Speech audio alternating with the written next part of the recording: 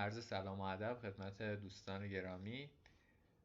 در این مجموعه بنده قصد دارم که عملکرد اکسپرت معاملاتی و مدیریت سرمایه تریدینگ پنل رو خدمت شما دوستان عزیز ارائه بدم.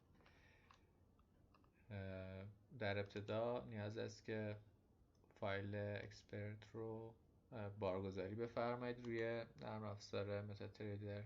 بدین منظور قسمت فایل، Open Data Folder، پوشه MQL5، پوشه اکسپرت، فایل رو تریدینگ پنل رو اینجا بارگذاری میکنیم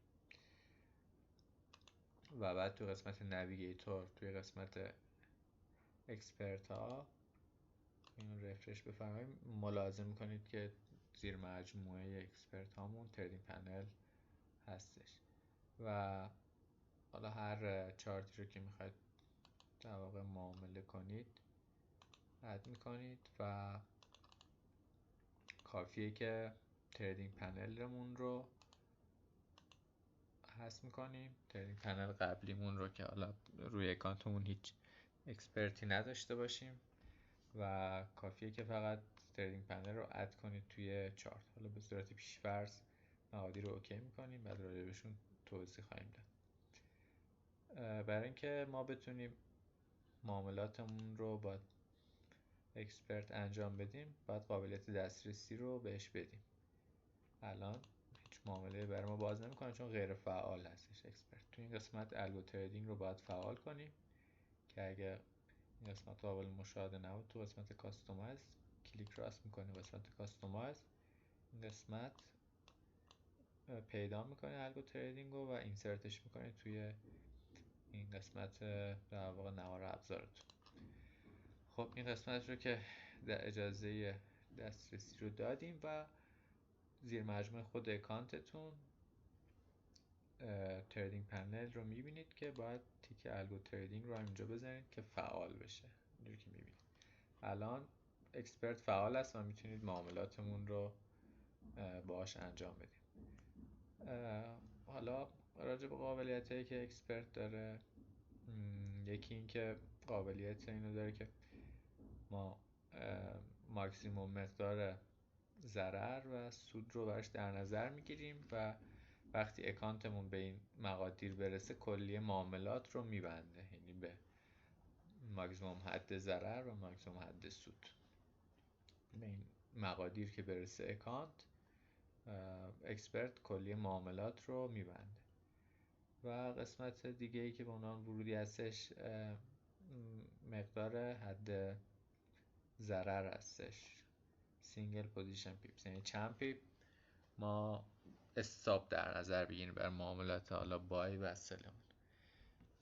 و ورودی دیگه همون ریسکه، چه درصدی از بالانسمون رو حسابمون رو به عنوان ریسک در هر معامله در نظر بگیریم که این هم به صورت ورودی میدیم به اکسپرت و مقدار ریسک به ریوارد، حد سود.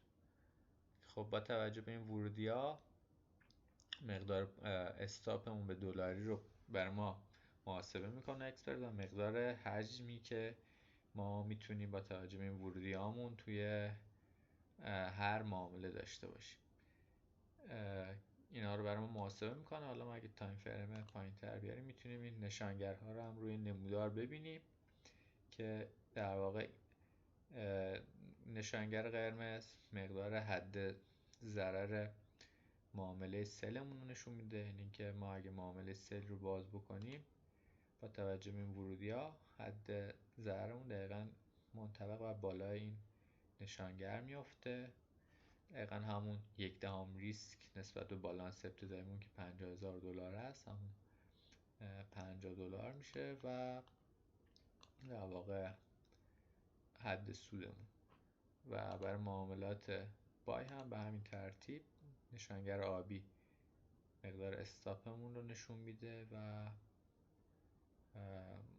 در واقع نشانگر بنفش هم مقدار تک پروفیتمون رو نشون میده که اگه ما مقدار حالا پپمون رو کم و زیاد بکنیم به همون نسبت مقادیر هم تغییر میکنه و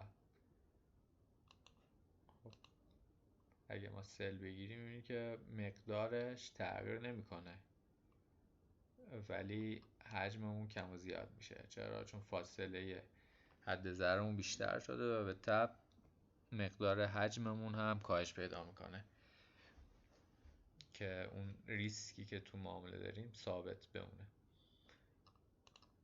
نکات دیگه که داره محدودیت تعداد معاملات همزمان هست که میتونید در نظر بگیریم برای تریدینگ پنلتون که الان شما همزمان میتونید 2 تا معامله باز کنید و معامله سوم رو برای شما باز نمیکنه چون محدودیت 2 معامله رو اونجا دارید.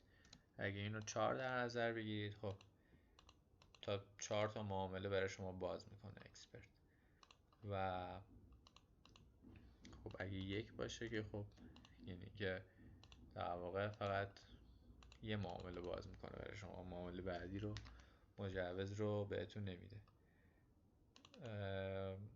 نکته دیگه است ماکسیموم پرمیت لات، یعنی که شما اکسپرت تا 1 لات اجازه داره برای شما توی هر پوزیشن معامله رو باز بکنه. اگه شما مقدار ریسکتون رو بالا ببرید، به عنوان مثال 6 دهم بذارید، خب 2 لات حجم رو محاسبه میکنه اکسپرت برای شما و شما اگه بخواید معامله رو باز بکنید باز نمیکنه براتون. چرا؟ چون که ماکسیموم لاتتون رو 1 در نظر گرفتید، یعنی که معاملاتی که بیشتر از 1 لات باشه رو برای شما باز نمیکنه و شما اینو اگه مثال 2.5 بذارید محدودیتش رو، اون موقع 2.1 رو برای شما باز میکنه.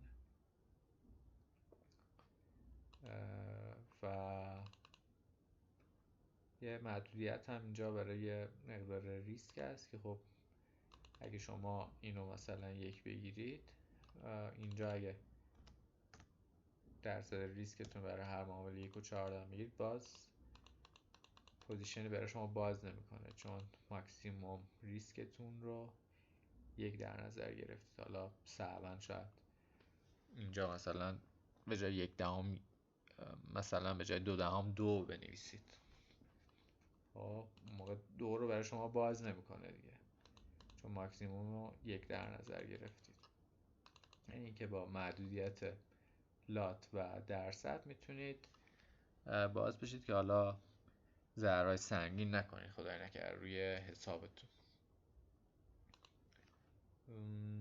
و قابلیت‌های